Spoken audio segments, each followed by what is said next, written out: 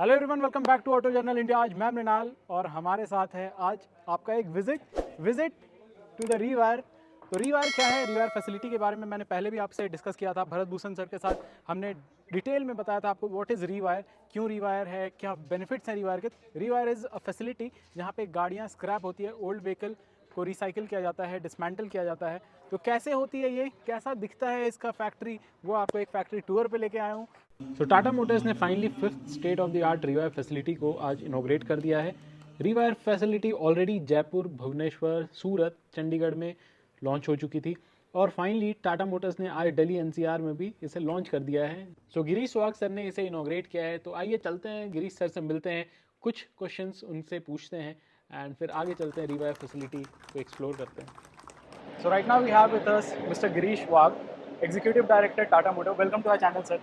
Thank you. So I'm Mrinal from Auto Journal India. Many people have been asking us about how the scrappage policy is different from the traditional way of scrappage. Please enlighten us with how it is different. See, the government scrappage policy has been very clear, and I think they want to, through this policy, promote environmentally sustainable scrappage of at the end of life of vehicles.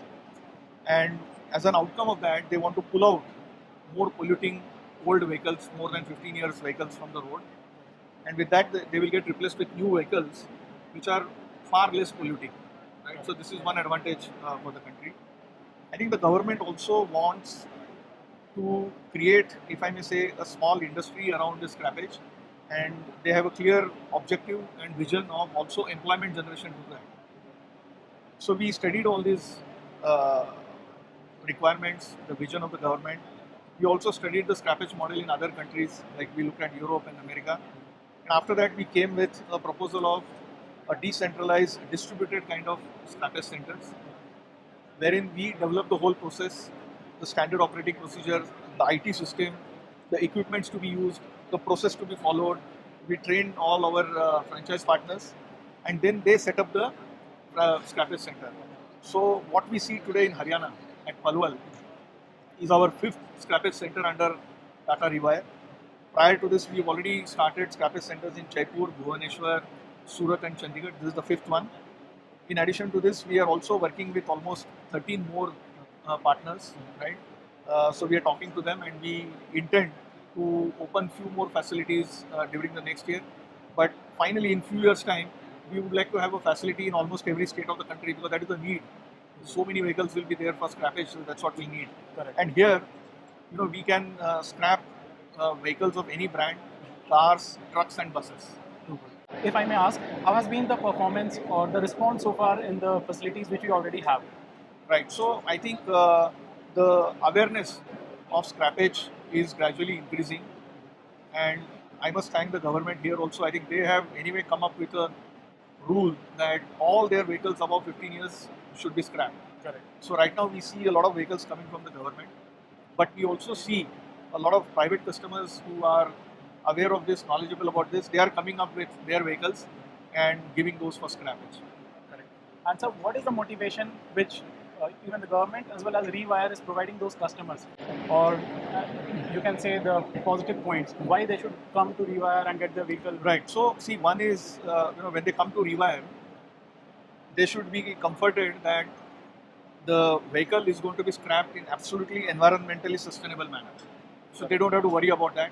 So this is also their contribution to the environment, to the society. Number one. Number two, see, vehicles which are 15 years old are having much higher emissions than the advanced technology vehicles which are available today. So by buying a new vehicle, they will reduce the pollution in the environment. Also, the newer vehicles have higher fuel efficiency. Correct. So they will get lower total cost of ownership with the newer vehicles. So I think these are some of the benefits. In addition to this, the government has also come up with incentives for buying a new vehicle after scrapping an old vehicle. So they will give some benefit on the road tax, and some more incentives will be given so that buying a new vehicle after scrappage becomes attractive.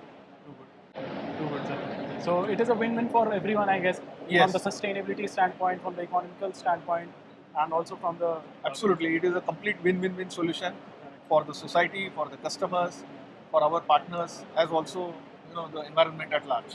Too good, sir. Thank you so much, sir. Thank you. So much for enlightening. तो Girish sir से आप लोगों ने जान ही लिया होगा कि कैसे टाटा सस्टेनेबिलिटी की तरफ मूव कर रहा है, कैसे और इन्वायरमेंटल फ्रेंडली होना चाह रहा है, कैसे आपको भी प्रॉफिट पहुंचवाना चाह रहा है। तो अगर आपकी भी कार अब उस कंडीशन में आ चुकी है कि उसको चाहिए स्क्रैपेज, तो डेफिनेटली अब आप आ सकते हो रीवायर फैसिलिटी में। तो आपको एक ओवरऑल व्यू देते हैं हम लोग, क्या है रीवायर फैसिलिटी में, क्या कुछ है, कैसा लगता है, अगर आपकी गाड़ी आएगी तो कैसे कैसे डिसमेंटलिंग होगा, क्या बे का प्रोसेस है, ये सब देखने जा रहे हैं। एंड यहाँ पे आप देख सकते हो कि आपके पीछे भाई ट्रक बसेस ये सब खड़े हैं। पहले बे है, पहली बे है, यहाँ आएगी भाई हर चीज़ को अलग अलग किया जाएगा। सबसे पहले भाई गाड़ी का इंजन ऑयल निकाला जाएगा, बैटरी को हटाया जाएगा, फिर टायर्स, फिर सीट्स, इन सब को अलग किया जाएगा। सबका अलग अलग वे है, यहाँ रखा जाएगा। जैसे ये खाली बॉडी हो गई है तो इसको यहाँ पे रख दिया। अभी भी इसमें से कुछ पार्ट है, जैसे प्लास्टिक हुआ, लाइट्स हुआ, इन सबको भी अलग अलग निकाला जाएगा। सबको निकाल के अलग रख देंगे ताकि भाई जो प्रोसेस होता है इसका वो इजीली किया जा सके। देखो कोई भी चीज़ को अगर हम स्क्रैप करते हैं तो उसमें क्या होता है ना, प्रॉपर तरीके से अलग अलग रख देते हैं। कांच को अलग रख दिया, प्लास्टिक को अलग रख दिया, मेटल को अलग रख दिया, वायर को अलग रख दिया। तो ये सारी चीज़ें हैं, तो यहाँ ना आपको प्रॉपर बे मिलेगी, प्रॉपर तरीके से काम होगा। अब देखो जैसे यहाँ पे ट्रक्स के, बसेस के डिफरेंशियल्स पड़े हुए हैं, इनको अलग रख दिया, इंजन को अलग रख दिया। तो ये सारी चीज़ें ना अलग अलग की जाती हैं यहाँ पे, तो उसके लिए प्रॉपर बे बनाई गई हैं। और अब आपको दिखाते हैं यहाँ पे, तो जैसे गाड़ी की, जब जैसे गाड़ी बनती है प्लांट में, धीरे धीरे बे होती है, हर एक बे पे गाड़ी पहुँचती है तो सामान गाड़ी के अंदर जुड़ता जाता है। उसी तरीके से यहाँ पे बे है, तरीके तरीके से मतलब एक एक बार सामान उतरता जाता है। तो जैसे देखो यहाँ पे दरवाजे रखे हुए हैं, यहाँ पे आपकी सीट्स आ गई हैं।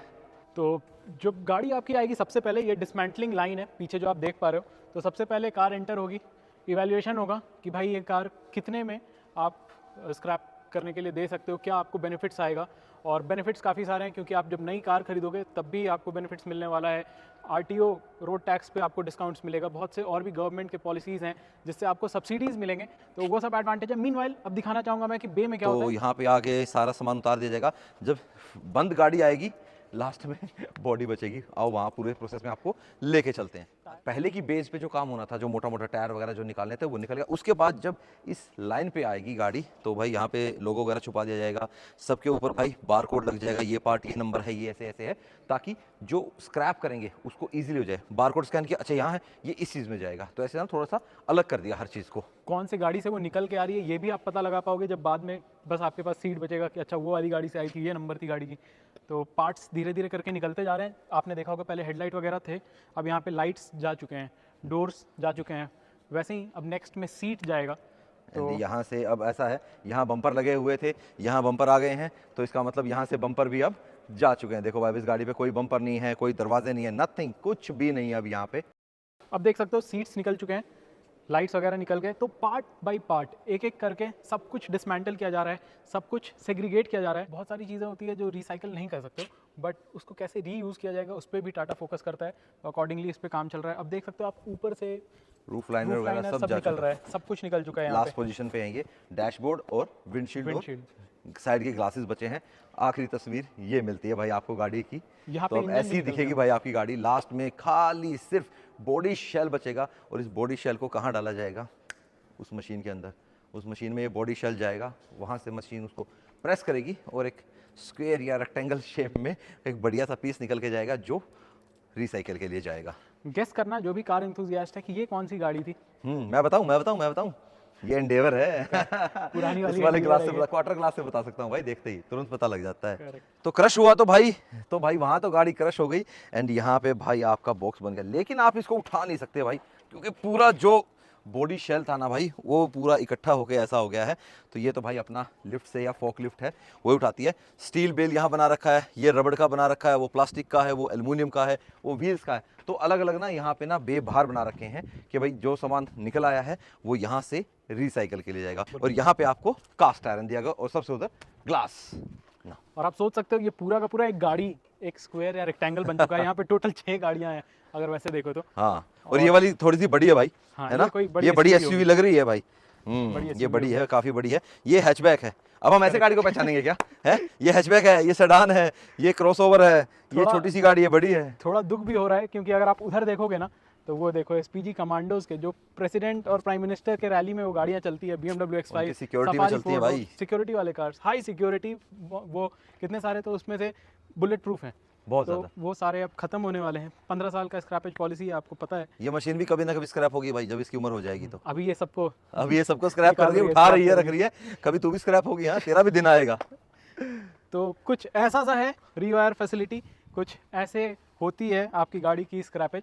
आप बताना कमेंट सेक्शन में कैसा लगा ये पूरा का पूरा इंटरेस्टिंग सा एक व्यू जो हम लोगों ने आपको ट्राई किया देने का। बहुत फास्ट एंड क्विक में समराइज़ कर दिया है। प्रोसेस टाइम टेकिंग होता है थोड़ा सा, क्योंकि एक एक पार्ट निकलता है, but that is how it is. दुख होगा कुछ लोगों को, लेकिन मुझे तो बहुत दुख होता है भाई जब गाड़ी को ऐसे होता है, गाड़ी का छोटा सा स्क्रैच लग जाता है ना, उससे हमको दुख होता है। लेकिन क्या करें भाई, ये पॉलिसी है और एनवायरनमेंट के लिए है, तो Exactly. क्या करें भाई, करना पड़ेगा। तो सस्टेनेबिलिटी के लिए टाटा मोटर्स जैसा हमेशा जाना जाता है, इसके लिए और आगे बढ़ता जा रहा है। एक अच्छा कदम है। तो डेफिनेटली आपको भी वीडियो पसंद आई होगी तो लाइक करें, कमेंट करें, सब्सक्राइब करें। और भाई ऐसा है, भैया का चैनल ऑटोमोटिव 17 है, जो मेरे चैनल पे देख रहे हो आप इनको जाके सब्सक्राइब करना, बहुत अच्छा और content जो आ मेरे रहा है। चैनल पे देख रहे हैं वो भाई को जाके सब्सक्राइब करो। तो हम साथ में शूट कर रहे थे, देख रहे थे। टिल द बाबा, take care and live the life to fullest. Bye Thank you. Bye.